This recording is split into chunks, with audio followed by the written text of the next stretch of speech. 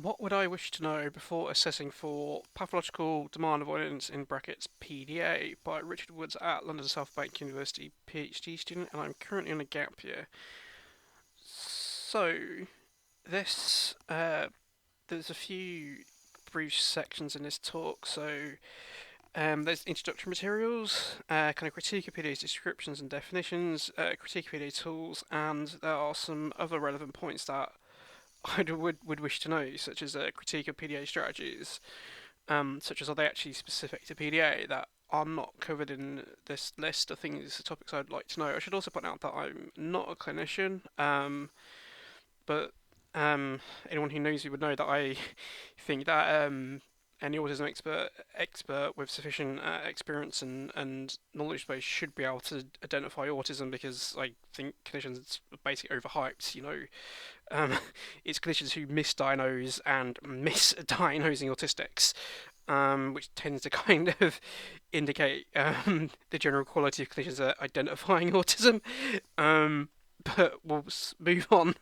Um, so I would like to know a recent overview of the problems with autism subtypes.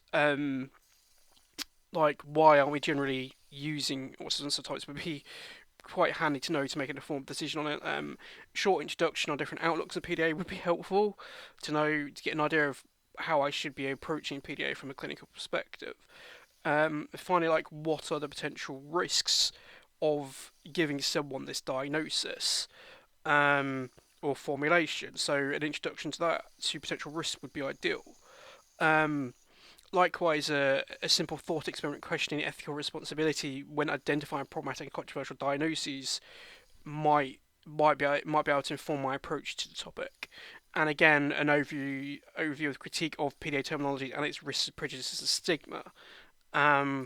Because what is the point of me giving a diagnosis to someone if that diagnosis is gonna be causing them and their families issues by excluding them from schools, for example. Um, so yeah, I'd want to know general commentary on Newton's PDA research and descriptions, in-depth critique of proposed clinical guidelines for PDA would again be nice to allow me to make an informed decision on the topic, and an introduction for how PDA might be assessed as a standalone neurodevelopmental disorder. Again, to give me allow me to make an informed decision if I want to diagnose it as autism or as a standalone category. And I would like to know what are the comparison different diagnostic thresholds of PDA that have been seen in the PDA literature. Um, so again, I'd like to know, like, what is critique of the proposed kind of rational versus rational demand avoidance split. Like, what are the connotations of the terminology that I am being asked to use? I'd like to know critique of underlying definitions of the definitions behind the assumptions behind PDA profile of autism. So again, to allow me to make an informed decision on if that is the way I'd like to go about assessing for and identifying PDA.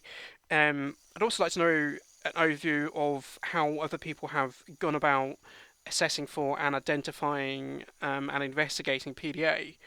Um, so, such as, like, what criteria have they used and what tools have they used. Um, Furthermore, I'd like to know what is the critique of these tools, what are the limitations of them, and what potential problems of using those tools are.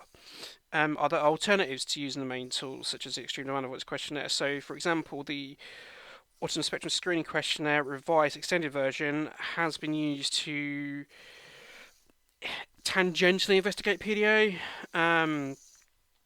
So, because it wasn't the main purpose of the study, is the reason why I say that. Um, so, like, what is the critique of, for example, the diagnostic interview for social and communication disorders in brackets DISCO PDA items? Are there multiple versions of the PDA DISCO items, and what are the potential issues with them? And yes, there are two different versions of the PDA DISCO items. um, Again, what is critique of PDA and the Autism Diagnostic Observation Schedule in brackets the ADOS? Are there ADOS 1 PDA items available? Yes, there are. Open access via the British Library, although one probably has to email to get hold of the Onar's 2013 PhD thesis. And is there any research for investigating PDA profile autism using the ADOS 2? Yes, there are. Um, so yeah, that's basically a brief overview of things that I'd like to know if I was doing it. Reason why I mention this is because there's I've put forward a document which basically contains links to where I can find out this information, and become knowledgeable enough on the topic to make an informed decision on how I would go about identifying PDA, or if I would wish to diagnose PDA myself, and what I would like to expose myself by diagnosing PDA. So yeah, that's it. Thank you for your time. I hope this has been useful to people. So may one's stimming activities be many and one's flow states long.